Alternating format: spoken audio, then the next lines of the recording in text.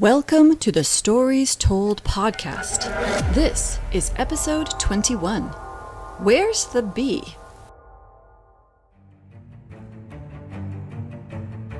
This is the Stories Told podcast. Two authors talking about stories in movies, TV, and of course, books. I'm Michael Grayford. I write action-adventure stories in fantasy and sci-fi worlds, sometimes for younger readers and sometimes for adults. And I try to always inject at least a little bit of humor.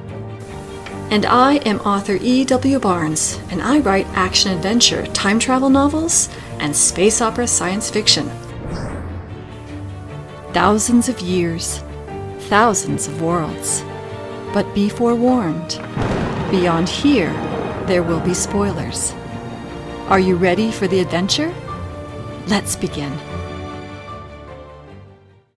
And welcome back to the Stories Told podcast, where today we're going to talk about our least favorite episodes, Stargate SG1 from seasons 1, 2, and 3.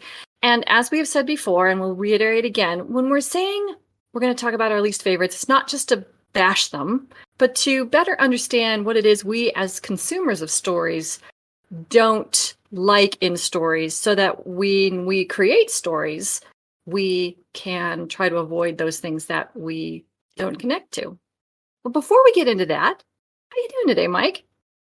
I'm excellent, thank you. How are you doing? Doing very well, thank you very much. And how is your works in progress going in your writing world? Let's see, I'm still working on trying to finish up first book in the Tales of Zara series. I have been messing with cover design for some time now, just trying to get it to a point where I can hand it off to an artist. So I've done as much as I can with that. So I'm ready to pass that off, which is a great relief. Nice to have that done with, at least from my side so far. But yeah, it was a good learning experience, even though it went very slowly. Hopefully the next time I do it, it will go much faster now that I know the tools a little bit better. So that's out there, and then I'm still going through line edits for Zara, and there's a few other things in the background with my other stories, but they're mostly on hold at this point. I focus on getting that first book done. And where are you at with things? Well, I have finished the short story that I am preparing to submit for consideration for an anthology. And by finished, I mean I finished writing the very rough draft. It was a real sort of word vomit. Going in the direction I want to go with the story, but I wasn't worrying about style and the tone and the voice. And the voice is really important in this story because it's supposed to be very light, hopefully a little bit funny. And so I want to make sure I continue that voice throughout the story. I started with this voice. I want to maintain that voice. So that's going to come out in the edits. So I still have quite a bit of editing to do to just ensure the voice stays the same and make sure all the little threads are tied up neatly. So still working on that, but I'm really happy with it. It's almost done. Great. 80 to 90% done with that. And then I uploaded another chapter of Ecliptic, which is the second book in the universe of the Empyrean Guard. And that's available on Patreon. So Patreon supporters are able to read the first book called Apsis and Ecliptic. As I continue to write it, I upload the draft chapters. So that's available. And I got more audiobook chapters uploaded to this channel, to this YouTube channel. This is the first book in my Temporal Protection Course series, which is a time travel series. There are a total of 6 books in that series. Well, I should say 4 books in the series, and then 2 books that are adjunct to the series, one sort of a prequel and one sort of a villain origin story. So I've got 16. I hopefully will have 18 chapters done by the end of this week that people can listen to a chapter at a time. And then as soon as that book is finished, all the audio chapters are done, I will combine them into one long audiobook that will be available here on YouTube. And then start working on book 2, getting those audio chapters up. Excellent. That's great. And what great stories have you consumed in the last week? Come across anything really good? Books, movies, TV? Oh, I just watched the Spider-Man Across the Spider-Verse movie. Don't How know. was it? Have you seen the first one? That's the cartoon one, right? Yeah, the fully animated one. Yes. Yeah, so this is a sequel.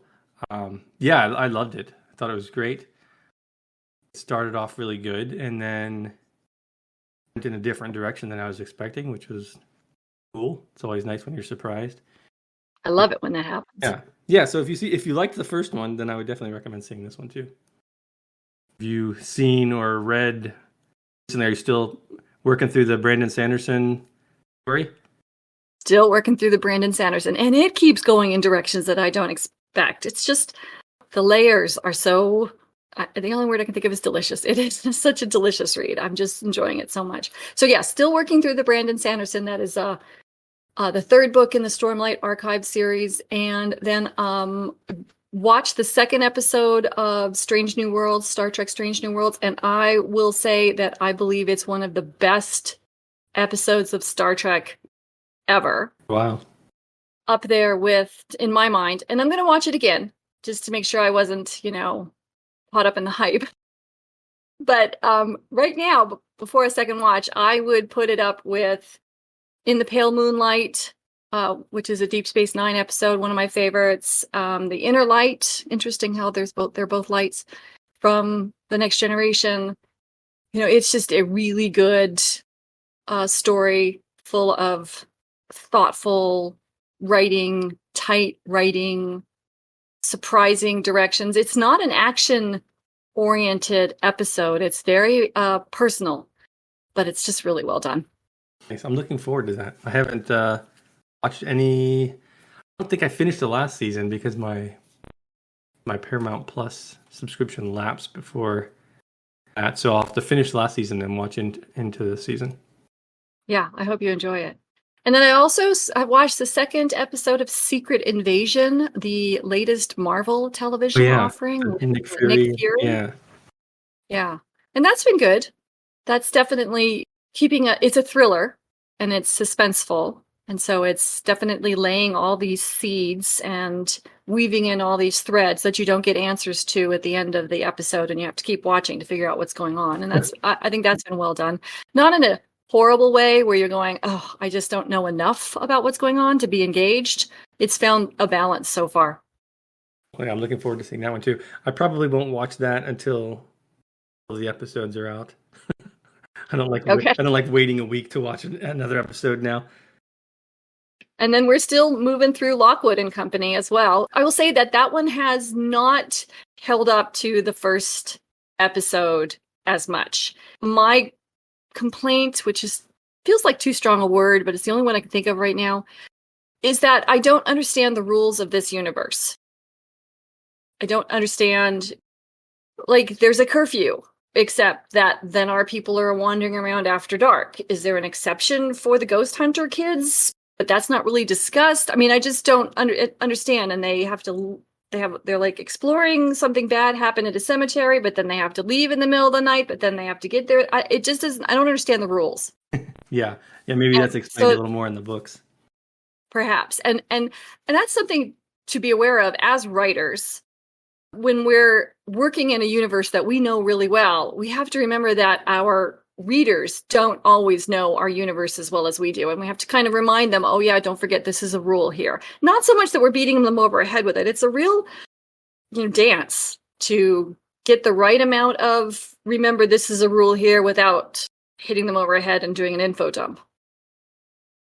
That's something I struggle with, even not counting the rules of the world or the magic or anything like that. Just characters, right? The characters are more filled out in my head. Yeah. So sometimes that doesn't show up on the page, and that's why you have other people read it and give you that feedback so that, oh, okay, I need to flesh that out a little bit more. And for me, in order to do that, it takes time. I have to take a step back. I have to leave the world to then come back to it to be able to look at it from the perspective of a reader who may not know it as well as I do, which then makes the writing slower. And boy, in this day and age where people want things right away, hard thing to do to get it done quickly and yet get it done in the way I need to do. And I think it's a skill that I just need to develop. Yeah, I think that's probably right. Yeah, but I don't want to do thing where, do the draft and then, okay, that's it, I'm done. Because at least Right. for me, right, my writing is not solid enough yet where I would feel comfortable doing that. So I'd want at least somebody's eyes on it first. Yeah, I hear you. Are you ready to move on and talk about 3 of our least favorite episodes from Stargate I SG1? am. Let's do it. All right, let's go.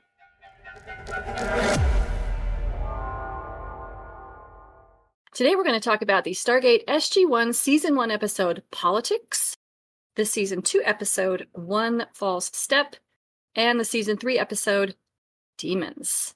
So let's start with Politics. And here's the summary for Politics from the Stargate Fandom Wiki. After experiencing a Goa'uld invasion in an alternate reality, Dr. Daniel Jackson attempts to warn Stargate Command of the possibility of it happening in this reality. The government, however, has other plans, as Senator Robert Kinsey evaluates the dangers of the Stargate program. What is it that you dislike about this episode, Mike? We're jumping right into the dislikes. I had a few likes for it. Oh, good. Let me hit the likes first. They're quick, and then we'll go into dislikes. I liked that presented this idea where Stargate Command has to justify their existence. It seemed like a realistic thing, especially given the title of the episode, Politics. I mean, that's how these things work. So I like that. It was a different type of threat, the characters, right? And honestly, different type of threat. It was a threat to us as a viewer almost. It's like, wait, are they going to cancel this show? Is this going to be the end of Stargate? And honestly, I think the senator made some good points. If you're looking at this sort of not in the middle of it, right? If you're not there and you're just looking at the reports, it's like, well, they're going out there and they're potentially antagonizing these alien races that are more powerful than us. And is that exposing us to greater threats? Would be better off just ignoring that for now, burying the Stargate as they were talking about, or is it worth it, right? And ultimately the conclusion was in this episode, obviously, he decided it wasn't worth it. It was too much of a risk, and they didn't present enough evidence for him to be convinced, right? And I think they did a good job with that. I liked the ending, how they didn't really resolve the conflict and let it, we know they're not going to shut it down, but they left it to be continued in the future. Okay, how is this going to play out? So I like that.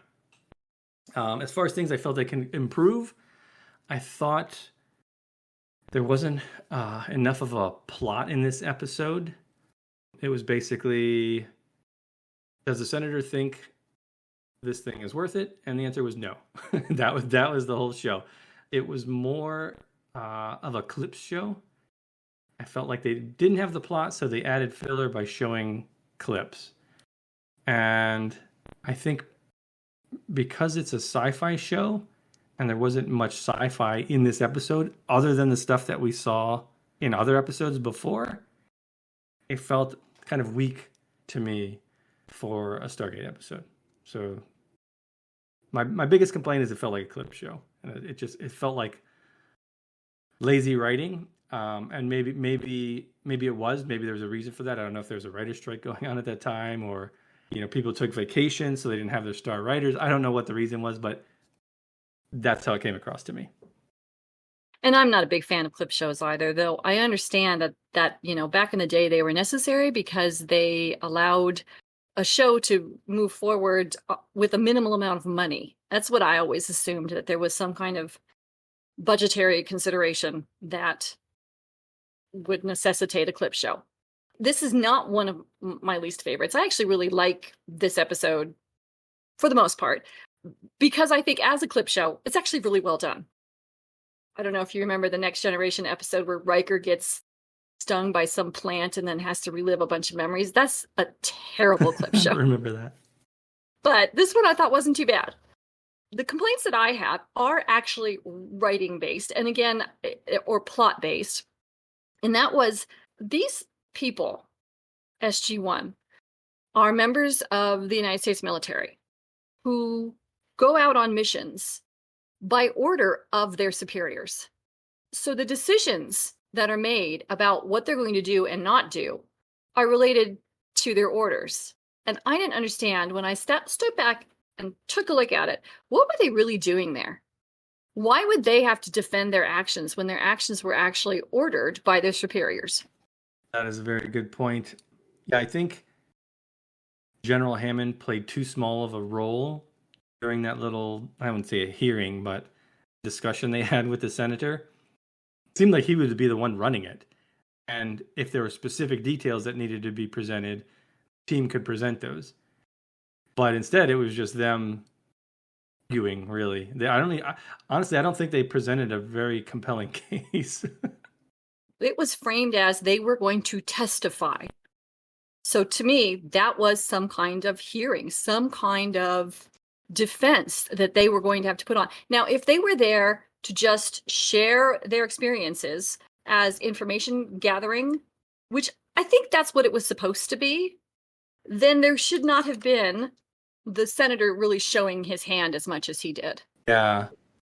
And then putting them into a defensive position where they're defending their actions. It just sort of, again, I never really took a step back and looked at it this way before. I just kind of was wondering, what is their authority for defending their positions when they're actually acting out the authority of someone else? And there really wasn't any questions about their decision making. It was more the questions about whether the program should function. Right. Kind of outside of their bailiwick. And also, it was like SG1. There's multiple SG units. And granted, SG1 is obviously the first, the flagship group, if you want to say that. But the other units don't get a say. I mean, they also had harrowing adventures. Some of those units died. Some lost people. They should be able to speak. But I think overall, your point is correct. It's if you're going to have this hearing with a senator, don't just show up and say, but we're protecting people. You would come up with a plan. You would have documents laying out. You'd have spreadsheets. You'd have PowerPoint presentation, right? You would prepare for this thing. You wouldn't just show up and do it off the cuff. And again, you would do it off the cuff if the senator was there on an information gathering, not to ambush them. And I think that's really what it was. It was an ambush. And I think your point, and I do recall thinking of this, and I really appreciate you bringing it up, that where was the information gathering from the other SG teams? If the senator's going through what the president asked him to do, which was come in with an open mind, then he should be talking to everybody. So this focus on SG1 only, I think, was skewed kind of the way the whole episode felt. But again, I only really realized that when I took a step back and thought about it. So yeah, that's true. It also brings up another point of having those other people would push back against some of the claims made by the senator, because the senator's argument was, you keep talking about how these people are horrible, but every time you've made it back fine. Well, not all the other SG teams did. Yes. So if you're just looking at them, because they're the stars of the show, they haven't been killed off. Yeah. Anyway, I would give it a 5. I didn't think it was horrible.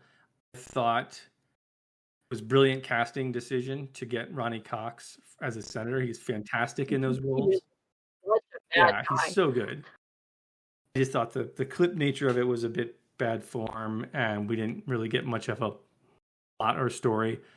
I did like the setup, and I do, obviously this, again, like a number of these episodes we've talked about, sets up things that are going to come right in the next episode or 2 episodes, 3 episodes, whatever. What would you rate it at? I would rate this at a 5 or 6. Again, as a clip show, I thought it wasn't bad, but like you, don't prefer clip shows, and there was a very loose plot. Okay, let's move on to the second one that we wanted to talk about today. This is from season 2, One False Step, and I will go ahead and read the summary from the Stargate fandom wiki for this one. SG-1's efforts to communicate with some strange inhabitants causes an outbreak of illness. They soon discover an unmanned aerial vehicle crashed into one of the planet's plants, which hurts and upsets it, spreading the illness to the natives. So what do you think about this episode? All right, one full step. Let's talk about some things I liked with it first. I think it was an interesting idea, sort of the global idea of the story that there was this connection between these people and the other plant-like organisms and the use of sound in their health and well-being. I thought that was a neat idea. I like the fact that aliens can hear sound and vocalize, just not within the range of human hearing and speaking. So they didn't know that people were talking when they were, moving their mouths. I thought that was an interesting idea. I liked how the ultrasound hurt the alien when they were trying to figure out what was wrong with him.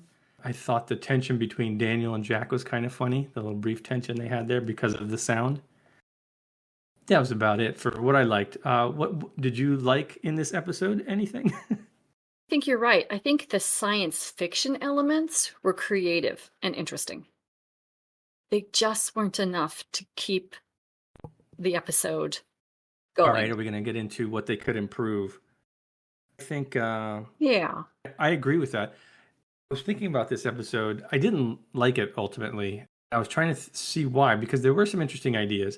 I think for me, the main thing, it was too slow. The pace was slow. The characters were just kind of like shrugging all the time. Like, I don't know what's going on. This isn't really writing related, but I thought the music didn't help that. It was sort of slow and ambient and sleepy. Like it's not really exciting. For me, I guess this kind of ties into writing, but also sort of the production of the episode. It felt very fake. Like, so what was the concept? There's a concept of these aliens, right? Who are humanoid looking for whatever reason. They are affected by the sound with these plant-like organisms, right? That was the basic idea of the story. That's literally all that we see. We see aliens, we see plants, and we see their homes. Like, do they eat? Do they have any young? Is there more than one sex? Is there any indication of they doing something for fun? Do they hunt? Do they farm? It was literally just them, huts, and plants, like the bare minimum that they needed for the episode. And that is such an astute observation, because I noticed that, but did not crystallize it the way that you just did. That's exactly correct. It was like an original series Star Trek episode with exacerbated by the fact that they're supposed to not have clothes when they clearly had this skin suit on with a zipper up the back. I mean, I tried to ignore the zipper. Briefly shown up as someone walked by one time, that would have been one thing, but you could see like where the collar was on their necks and it was bunching out. It was just so fake. And there was really no reason for it. Other than, again, they didn't do any world building to explain anything else. So world building was a big thing. I think that was partially writing, partially production. This is more of a science-y thing. The sound interfering with the UAV probe that they sent in, the flying probe that they sent in at the beginning. It was presumably radio controlled. It was an odd choice. Like, why is the sound interfering with the radio? Two separate physical systems in the real world. I thought that was an odd choice and kind of unnecessary. And then they leave at the end with apparently no interest in studying these aliens anymore. Like, how do the aliens communicate with each other? They can't just emit song to the other organism. They must have some kind of community. Like, we're left at the end with more questions than we had at the start of the story. Like, and they're just like, okay, we're done here. Like, what do you mean? Aren't you going to try to understand these? This is like a whole different type of being here, and they're completely disinterested. I agree with everything that you just said, and I will add, sort of as a summary of all the wonderful details that you just put in. Problem. It was boring. It was boring. It also didn't, in all the different ways that you just described, didn't make sense, because I was thinking, looking at these plants, what about weather? Floods, fire, wind. These plants would fall over. These plants would have to be damaged by some kind of natural event. How could these people not know how to fix that? Yeah, again, that's true. It goes back to world building. I was thinking in the episode too, it's like there's outside of this weird little hut village, it looked just like a normal world, right? There's like trees and forests and mountains and things.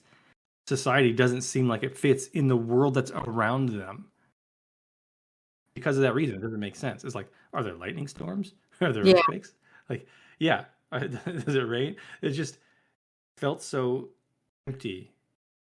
Yeah, maybe like you said, So maybe to it's like like the go original ahead. Star Trek series, right? It's like they had a lot of things like that where it's just trying to get across a sci-fi idea, and that's fine. You kind of roll with it. The effects are super cheesy, but we've seen them do so much better on this show from the first episode to here. I think it was, yeah, I don't know. There weren't turns, there weren't like interesting turns in the story. It was like, okay, now, what was their turn? Oh, another person dropped down. Okay, and another one fell down. Oh, now Daniel and Jack are being affected. It was just like, that was it. That was all they had. They didn't do anything else with the plot. I would So give this one rating would you give this probably one? a 3 or 4. Well, I think there's promise to the Oh, you're idea. generous. Like there was something interesting going on. There's an interesting mystery. For me, the execution was just weak all around. Yeah, I give this one a 1. So let's move on to season 3. Our least favorite episode from this season is Demons, and I will read the synopsis right now. SG1 arrives on a medieval planet where the Christian inhabitants believe SG1 to be demons because they arrived through the Stargate. Teal'c is accused of witchcraft by the village canon. Like the chanting music. I thought that was kind of cool. It was Yeah. it was nice. It was different from a lot of what you get in Stargate and other sci-fi shows. It was set a sort of different tone. I think his name was Simon, right? The main character there that they interacted with. I liked his transformation, learning to finally stand up for himself and others at the end, instead of just being a sheep. I liked at the end that the symbiote went into the pastor. Thought that was smart. That's all I had for the likes. What about you? I think it was a fine story. So I'm going to go ahead and start with my dislikes because my dislikes is sort of an overarching thing. And it kind of goes back to something that you said about politics, which was politics wasn't sci-fi. This isn't sci-fi either. And I think that's what I don't like about it. It's not really science fiction. It's almost like portal fiction, maybe, which, the Stargate is kind of portal fiction, but it's really science fiction with a portal element. A genre that I am interested in. And I think that's really what slowed me down. So from a storytelling perspective, I thought it was a fine story. I mean, I think it had story elements that were solid and the story moved forward well and it made sense. That's an interesting just insight. wasn't a I genre didn't even that I think about enjoyed. it from that perspective, other than how it related to the Stargate program. I will say I felt like I've seen this story many times before. You have a zealot who's controlling everybody around them through fear and intimidation. That's not necessarily a bad thing. I felt they could have done a similar story, not tied to Earth, with different rituals, a whole different society. Right? Make it a different group of beings, whether they're humanoid or not. That would have been more interesting, a newer take. Yeah. This just felt like something repeated from other stories. Yeah, I think that's a really good point. That this is, if it had been on another planet with another culture and that world building that you were talking about related to One False Step, then I might have been more engaged. But yes, seen it, done it, bad, evil, witchcraft, burning people. I think when you're doing something creative in fantasy and sci-fi, you want to. I mean, you're going to use an existing concept, right? It's like there's no new stories at this point, but you want to put your own twist on it, blend it with something else. And this wasn't that. It just was like, okay, we've seen this. I also had an issue with how these people got there, like the setup for this. If they did a throwaway line saying, "Oh, they must have taken people from middle times of England through the Antarctic Gate." What? And then they didn't come back to Earth. Why they take these group of people? They just took them and planted them over there. It doesn't make any sense. Like, why are they there? If they're there to be, used as hosts, why aren't they just all hosts? That didn't make any sense to me at all.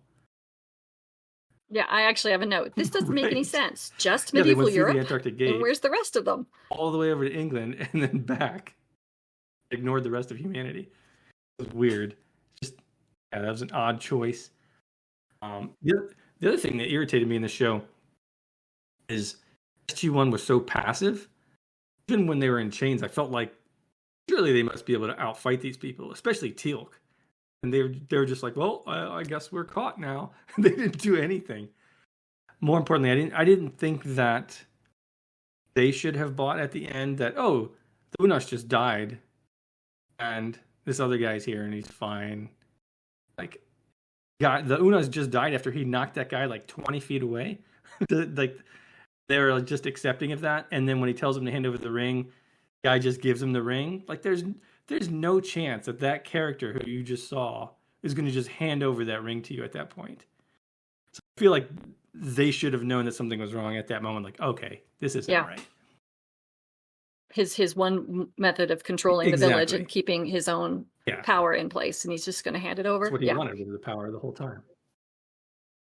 Despite the negatives, I would still. Would you give this? It's one. If I was watching through the episodes again, I'd probably watch it again. It would be a 50-50 whether I'd watch it again. I guess it was. I feel like there was more going on than the previous episode we discussed, the One False Step. It's not something I would go out of my way to watch again for sure. And I would give it a 3. Because again, like you just said, it's not as bad to me as One False Step, which I sort of use as my floor, the least liked one I will watch. So let's go ahead and do a quick recap here, because I think this is really helpful for really understanding the story elements that we might improve in these episodes. So for politics, we would improve the plot and the world sort of consistency to make that episode a little better, sort of reworking the plot to make it a little bit tighter, reworking the world consistency with regard to bringing in other SG teams and maybe adding something else into the mix. Maybe with different levels of preparation and with Hammond taking more of a role. I think they could introduce more tension into there. If you had the senator actually look like he's considering their viewpoint. Now he was just the same throughout. He's like, this is stupid. Why are we doing this? And his viewpoint never changed. He never even remotely bladed the other viewpoint. I think if they brought him to where it was like he was actually considering it and then he still decided ultimately at the end, no, that would have been more interesting. And then with One False Step, I think we would both agree that what would be needed to improve that story would be so much more world building. And I think the world building itself might even contribute to some boosting of the plot that would, open up opportunities. I'll hit that sometimes where it's like, I feel like it's very simple story. And sometimes adding other elements like this, like fleshing it out a little bit more, brings new ideas, brings new conflict, brings in different ways to turn the story. And when you have so little to work with like this, it's hard to make that compelling. And then for demons, I think what we both agreed on was to make it a little bit more science fiction, perhaps take it out of the medieval Europe context and put it into a different species on a different world with a different culture. So more world building there and less sort of you get kind of the same old world building. Yeah, you add more world building, things that are dumb when you think about them, like talked about with, they went through the Antarctic Gate and they got these people from medieval Europe and then they went away and they never came back again. And what is the point of them having been taken? Like, all that goes away if it's just another world, another species, a similar type problem. I think it becomes a lot more compelling and you remove the silliness. And there's one other thing that I noted about all 3 of these episodes, and that is none of them had a B story. That's right. And I think if a B story was added for One False Step and for Demons, we really didn't go back and have something happening at Stargate Command. I mean, they went back to Stargate Command during One False Step to try to solve the problem, but there really wasn't a B story happening at Stargate Command. Neil's mind gets infused with the knowledge of the ancients. During that episode, you had the rest of the SG team, or at least some of them, going off world, right? And they were stuck off world, facing their own problem, and then he was able to solve that to connect those two stories. But there was something else going on. It wasn't just trying to figure out, Daniel trying to figure out the language of the ancients or something like that. Perfect example. Yeah, that's a good insight too. That concludes our discussion of Stargate SG1 Season 1, 2, and 3's least favorite episodes. We invite you to join us next time when we talk about our Season 4 favorite upgrades and our Season 4 least favorite, The Light. And as always, we want to give a shout out to our Patreon supporters who make our writing possible, as well as podcast and the other materials that we put out for people to enjoy. We thank you very much for your support, and remind you that you can visit Michael's website to learn more about his works in progress, his worlds, as well as my website to learn about my writings and worlds, and check out the audiobooks available on this channel. We very much appreciate those who like and subscribe to this channel. Thank you so much. I know it's such a small thing for you, but it's a huge thing for us. Remember to click the notifications bell so that you know when the next podcast comes out. Thanks so much, Mike. This has been a lot of fun. Yeah, thank you. It's always fun.